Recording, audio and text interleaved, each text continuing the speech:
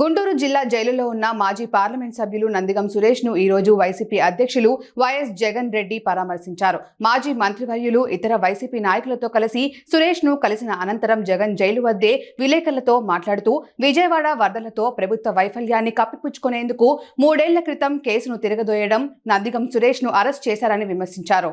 అప్పటి ముఖ్యమంత్రినైనా తనపై టీడీపీ నాయకులు పరుష పదజాలంతో దూషించడం వల్ల వైసీపీ అభిమానులు ధర్నా చేసే సమయంలో జరిగిన సంఘటనలపై అప్పుడే తాను కేసు నమోదు చేయించానని జగన్ వివరించారు. వరదల వల్ల 60 మంది చనిపోయినందుకు చంద్రబాబే బాధ్యుడైనా ఆయనపై క్రిమినల్ కేసు నమోదు చేయాలని డిమాండ్ చేసిన జగన్మోహన్ రెడ్డి ప్రకాశం బ్యారేజీని ఢీకొట్టిన బోట్ల యాజమానులు కూడా చంద్రబాబు, లోకేష్లకు సన్నిహితులను టీడీపీ గెలిచిన తరుణంలో విజయోత్సవాలలో కూడా పాల్గొన్నారని అన్నారు. రెడ్ బుక్ పాలనపై దృష్టి సారించిన చంద్రబాబు వరదలపై ముందుగా మేల్కొనకపోవడం వల్లే విజయవాడకు ప్రస్తుత పరిస్థితి ఏర్పడిందని, పై రాష్ట్రాల నుండి వరద నీరు వస్తోందని తెలిసినా ఆయన అధికారులతో సమీక్షించలేదని జగన్ విమర్శించారు.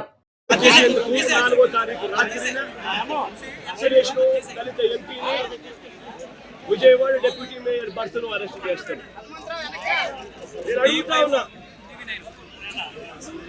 సూటిగా నేను ఒకటే ఒక ప్రశ్న అడుగుతా ఉన్నా, ఆ రోజు ఏం జరిగింది?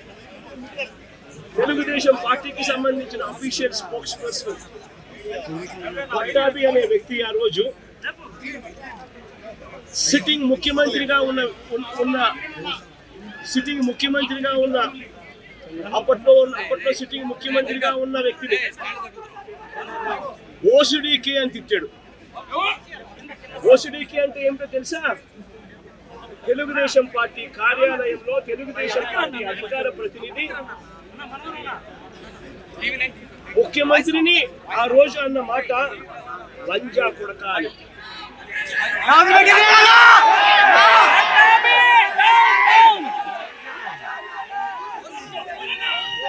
నిజంగా ఆ మాదిరిగా ఒక వ్యక్తి తిడితే రాష్ట్ర వ్యాప్తంగా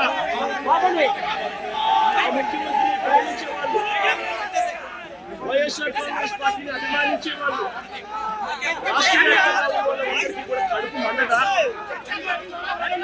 ఎవరైనా చెబితేనే వాళ్ళు వచ్చి చేస్తారా?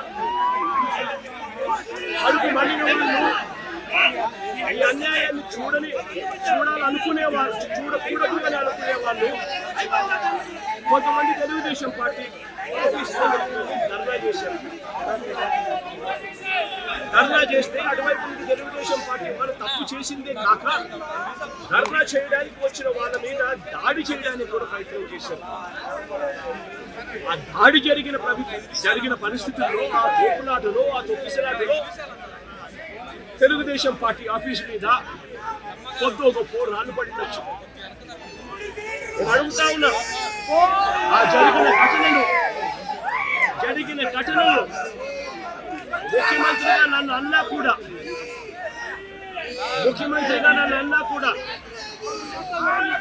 నేను చంద్రబాబు నాయుడు గారి మీద కక్ష సాధింపు చర్యతో వ్యవహరించిన. నేను చెప్తా ఉన్నా, మీ ప్రభుత్వం ఎన్నకాలం ఉండదు.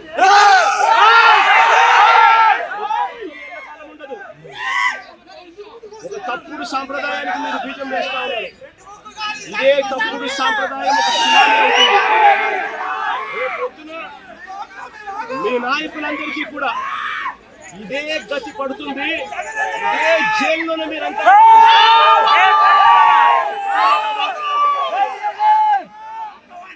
తప్పుడు సాంప్రదాయానికి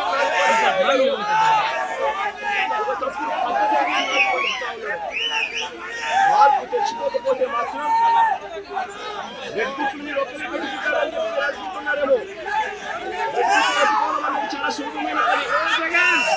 రెడ్ బుక్ పెట్టుకోవడం అనేది చాలా సులభమైన పని.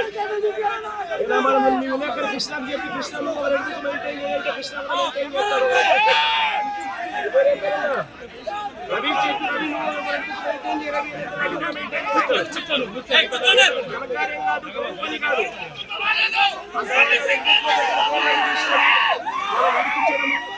వాళ్ళ ఇల్లు ధ్వంసం చేయడము, వాళ్ళ ఆస్తులు ధ్వంసం చేయడము, వాళ్ళ మీద దొంగ కేసులు పెట్టడము, ఇదే ఒక పరిస్థితి కింద రాజ్యాధికారం చేయడం మొదలుపెడితే మాత్రం రాజ్యాధికారం ఎలా ఉంటుంది అంటే చంద్రబాబు నాయుడు గారి పాలన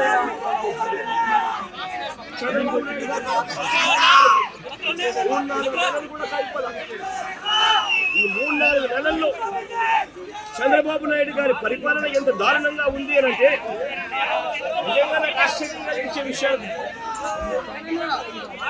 ఆశ్చర్యం అంటే ఆశ్చర్యం కలిగించే విషయాలు కనిపిస్తాయి. సురేష్ ను ఒక ఎక్స్-ని అరెస్ట్ చేశారు.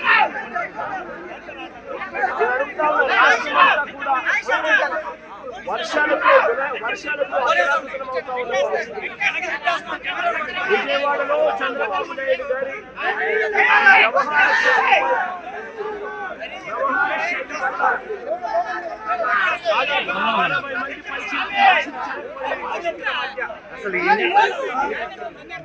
చంద్రబాబు నాయుడు గారి ప్రభుత్వం పూర్తిగా అధికారం పూర్తిగా కూడా చంద్రబాబు నాయుడు గారి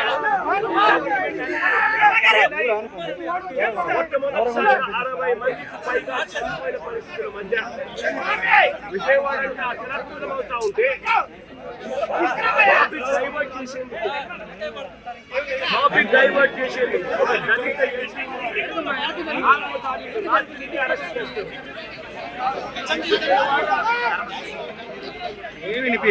vice mayor Vijayawada deputy mayor arrest చేస్తారు. కేవలం డిప్యూటీ మేయర్ భర్తను అరెస్ట్ చేస్తారు. అది 4వ తారీఖు రాత్రి. ఎందుకు? ఎందుకంటే ఇక్కడ చంద్రబాబు నాయుడు గారు పూర్తిగా ఫెయిల్ అయిపోయిన పరిస్థితుల్లో 60 మంది చనిపోయిన పరిస్థితుల్లో చంద్రబాబు నాయుడు గారి గవర్నెన్స్ ఫెయిలియర్ డైవర్ట్ చేసేందుకు అరెస్ట్ చేస్తారు. ఈ కేసుకు సంబంధించి 3 సంవత్సరాల పైచిలకు 3-4 సంవత్సరాల కింద జరిగిన కూడా ఎవరి ప్రభుత్వం వచ్చిన తర్వాత 3-4 నెలల కిందట ప్రభుత్వం చంద్రబాబు నాయుడు గారికి వస్తే విజయోత్సవాలు చేసిన ర్యాలీలో ఈ బోట్లు వీళ్ళు లేరా అని అడుగుతా ఉన్నారు. ఈ బోట్లలో ఉన్న వ్యక్తులు ఈ బోట్లు గత 4 నెలలుగా చంద్రబాబు నాయుడు గారితో కలిసి ఇసుక దోపిడీలో చంద్రబాబు నాయుడు గారితో కలిసి ఈ బోట్ల ఓనర్లు వీళ్ళందరూ కూడా భాగస్వాములయ్యారు. భాగస్వాములు కావడమే కాకుండా చంద్రబాబు నాయుడు గారు గెలిచినప్పుడు ఈ బోట్లతో విజయోత్సవాలు చేసుకున్నారు. ఇదే బోట్లు ఓనర్లు, ఇదే బోట్లకు పర్మిషన్ ఇచ్చింది ఎవరు?